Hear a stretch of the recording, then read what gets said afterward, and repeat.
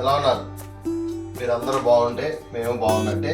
అసలు విషయం ఏంటంటే మంచి రెసిపీతో మీ ముందుకు వచ్చాం. ఎండలు విపరీతంగా ఉన్నాయి, రోహిణి కార్తీ కదా, అందుకని మనం తినే ఫుడ్తోనే చక్కగా మన బాడీకి చలవ చేసే వస్తువు అదేంటనుకుంటున్నారా? కూల్ డ్రింక్ కాదు, ఇదే కాదు, చక్కగా మన రోజు తినేదే కొబ్బరి పాలతో పెసరపప్పు చారు అన్నమాట. తర్వాత అందులోకి మరి నంచుకుంటా కావాలిగా, అలాగే అది కూడా చక్కగా అరటికాయతో వేపుడు. దాని ప్రాసెస్ ఏంటో చూద్దాం రండి.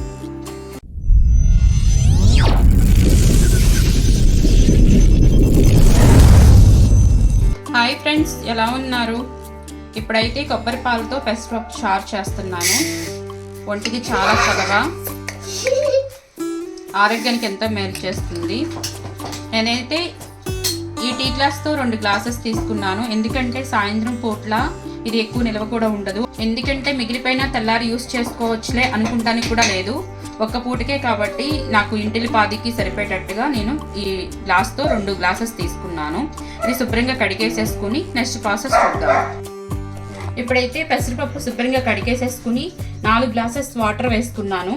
అలాగే 1/2 టేబుల్ స్పూన్ పసుపు వేసుకుందాం. నార్మల్గానే పెసరపప్పు ఉడికితే ఎల్లో కలర్గానే ఉంటుంది.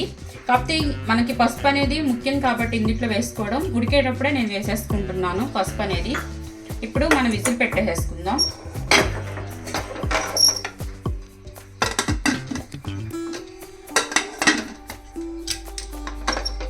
పెసరపప్పు ఊరికనే ఉడికిపోయింది. ఒక 4 విజిల్స్ వచ్చే వరకు ఉడికించుకుందాం. పొలుపు లేకుండా ఉండేది. మనం మెత్తగానే చక్కగా పేస్ట్ లాగా ప్రిపేర్ అయిపోయింది. ఇక్కడైతే కొబ్బరికాయ పగలగొట్టేసుకుని మొత్తం కాయ వేసేసుకుంటున్నాను. చక్కగా సన్నగా తరిగేసుకున్నాను. శుభ్రంగా కడిగి పెట్టేసేసుకొని ఇప్పుడైతే మనం మిక్సీ పట్టేసేసుకొని కొబ్బరి పాలు తీసుకోవాలి.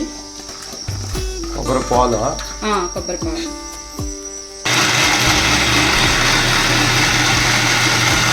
ఇదైతే పేస్ట్ పట్టేసేసుకున్నాను. మనం పాలు తీసుకుందాం. మళ్ళీ వేయాలి ఇంకోసారి దాన్ని, మళ్ళీ వేసుకోవాలి. ఇలా నొక్కితే పాలన్నీ కిందకి దిగిపోతాయి. ఎందుకంటే ఏదైనా బట్టలు వేస్తే పిండి పారేసాము. కాటన్ క్లాత్లో వేసుకుని కొబ్బరికాయ 1 లీటర్ వస్తాయి అనుకుంటా పాలు. మనం తీసుకున్న కొబ్బరికాయ పెద్దది కదా, అందుకే పచ్చి కొబ్బరి తినమంటున్నాడు వంటి సత్యనారాయణ. కొబ్బరిలో ఫైబర్ ఉంటుంది.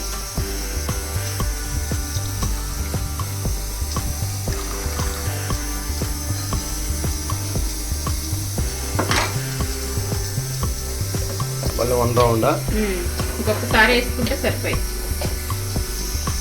మెత్తగా మెదుపుతున్నావా? ఓకే.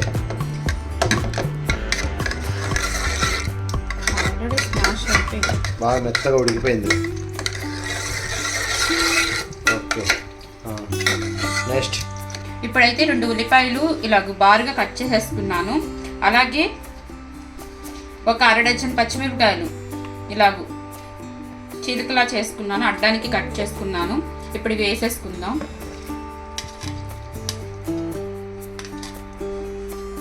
కొంచెం పసుపు, ఆల్రెడీ మనం అందుట్లో వేసుకున్నాము. పసుపు వేసుకుంటే మంచిది, యాంటీబయాటిక్ కింద పనిచేస్తుంది. అలాగే రుచికి సరిపడా సాల్ట్ వేసుకోవాలి.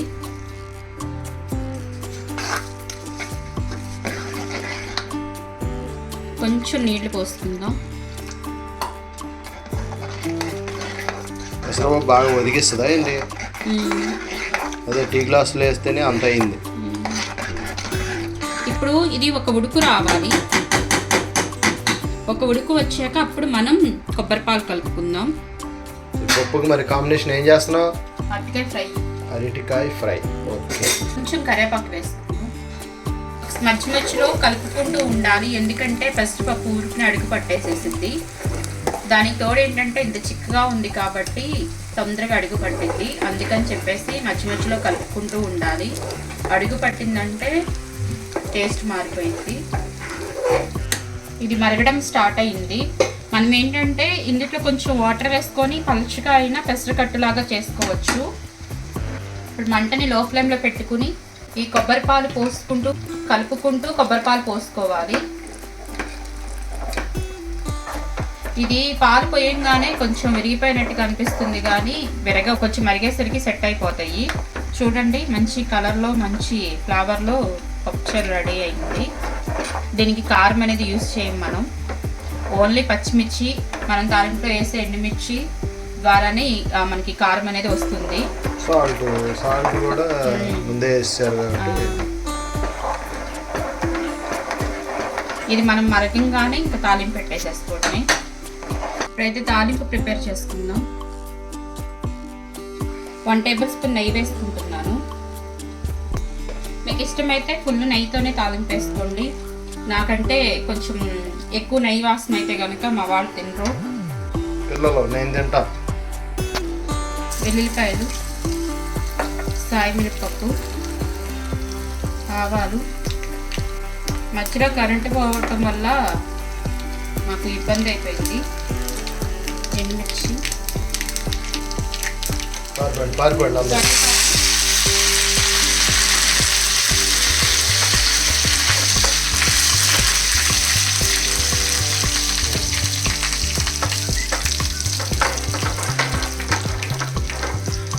నెయ్యి వేయటం వల్ల మంచి స్మెల్ అయితే వస్తుంది. ఇచ్చినంత గుమ్ములాడుతుంది. పిండిలో వేసేస్తున్నాం.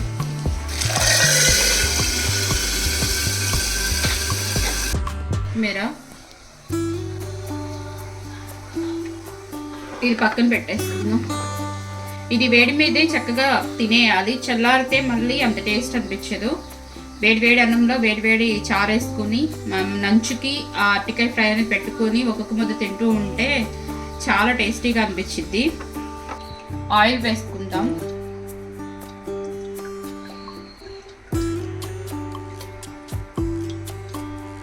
ఫైవ్ టేబుల్ స్పూన్ ఆయిల్ వేసుకుంటున్నాను. ఈ అరటికాయ ఫ్రై అడుగు పట్టే గుణం ఉంది కాబట్టి కొంచెం ఆయిల్ వేసుకుందాం. చితకొట్టుకున్న 4 వెల్లుల్లి రబ్బలు, 1 టేబుల్ స్పూన్ సాయి మినపప్పు, 1 టేబుల్ స్పూన్ ఆవాలు, 1/2 టేబుల్ స్పూన్ జీలకర్ర, దీనికి కూడా 2 ఉల్లిపాయలు కట్ చేసుకున్నాను ఇలా సన్నగా, అలాగే పచ్చిమిర్చి కూడా.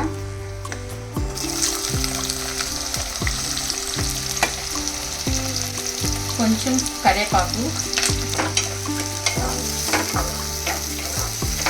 ఈ ఆనియన్స్ గోల్డెన్ బ్రౌన్ కలర్ వరకు ఫ్రై అవ్వాలి. ఇవైతే 2 అరటికాయలు చక్కగా పీల్ తీసేసుకొని కట్ చేసి ఇలా నీళ్ళలో ఉంచుకున్నాను. మనకి ఇవి పీల్ తీసినప్పుడు నల్లగా చేతులు బంకగా నల్లగా అయిపోతాయి. ఇవి పీల్ తీసే ముందే చేతులకి కొంచెం ఆయిల్ అప్లై చేసుకుని మనం పీల్ తీసుకుంటే అలాగూ మనకి బంక అంటుకోదు, ఈ వేళ్ళు అనేవి నల్లగా మారకుండా ఉంటాయి. ఇప్పుడైతే ఆనియన్స్ వేగిపోయినాయి. మనం కట్ చేసి పెట్టుకున్న ఈ అరటికాయ ముక్కలు కూడా వేసేసుకుందాం.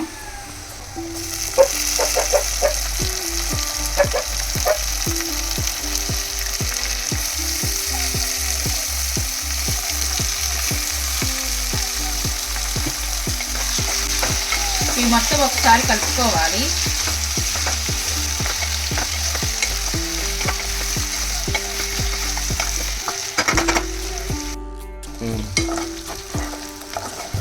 కరెంట్ పోయినా సరే చీకట్లో మాత్రం వదలకుండా చేస్తానే ఉంది.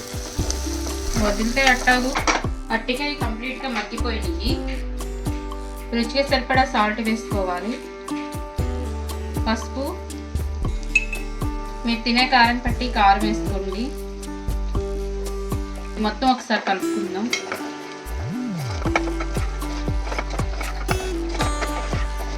ఇదైతే ఒక 5 నిమిషాలు మగ్గించుకుందాం. మూత పెట్టేసేస్తాము.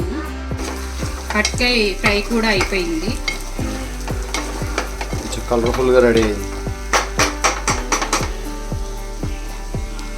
ఇప్పుడు కొత్తిమీర చల్లేసేసుకొని స్టవ్ ఆఫ్ చేసేస్తాము.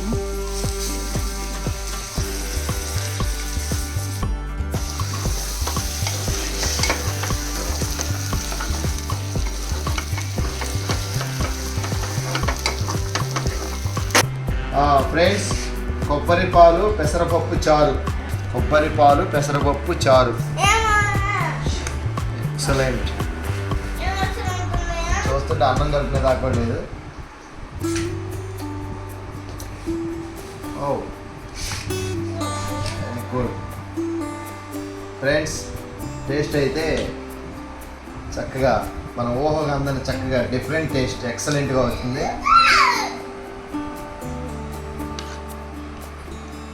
వేడిగా సర్వ్ చేసుకొని అది దీనికి కాంబినేషన్ మంచి కలర్ఫుల్గా అరటికాయ వేపుడు.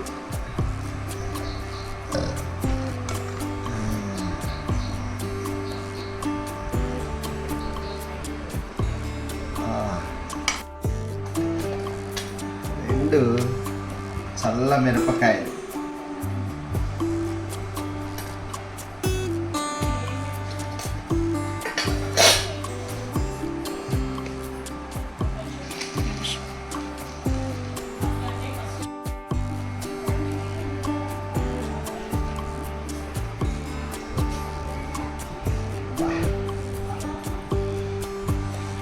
అవుతుంది అయినా సరే దీన్ని వదిలే పని లేదు.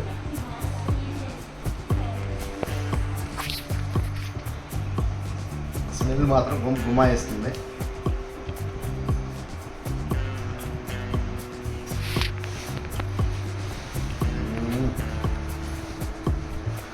అమృతం, చాలా బాగుంది. స్పీచ్లెస్. అలాగే మరి దీని కాంబినేషను చక్కని అరటికాయ సార్ మెత్తగా చక్క దుబ్బలాగా కాకుండా ఇది కూడా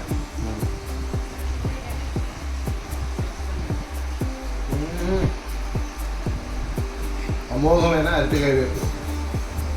ఫ్రెండ్స్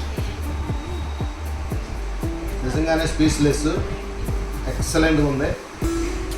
అందులో ఎంత తిన్నా మనకు బాడీకి చక్కగా చలవ. ఈ ఎండకి ఈ పప్పు అరటికాయ వేపుడు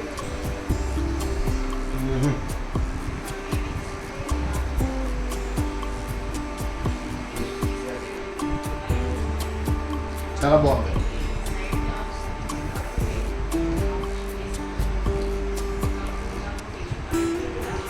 ఓకే ఫ్రెండ్స్, మరి అలాగే మరి పక్కన చల్లమిర్చి కూడా నన్ను తినవాలని చూస్తుంది. అది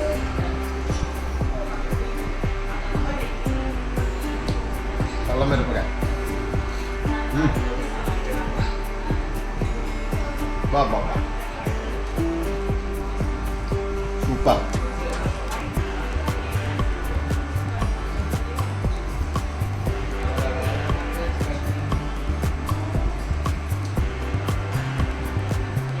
ఫ్రెండ్స్ ఈలోపు మీరు చక్కగా లైక్ చేయండి, షేర్ చేయండి, సబ్స్క్రైబ్ చేసుకోండి. నమస్కారం. మరో మంచి రెసిపీతో మీ ముందుకు వచ్చేస్తాం. Thank you for watching.